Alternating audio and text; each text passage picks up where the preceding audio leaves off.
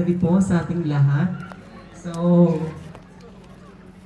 hindi na po bago sa akin ang mag-judge kasi po I was invited na po ni Sir John Rex doon pa po sa Banoyo. Parang sa lahat na lapuwarin ng nalipatan ni Sir ay ako po ay nakakuha. Kahit po ako'y natanggi. Okay.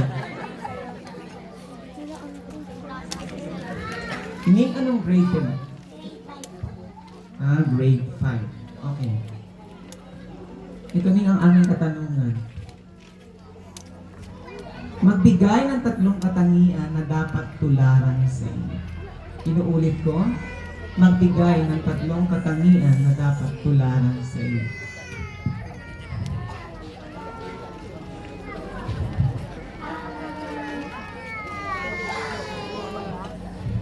Ang dapat tularan sa akin ay matulungin, masipag, at masayahin. Ayan lang po at maraming salamat. Thank you, candidate number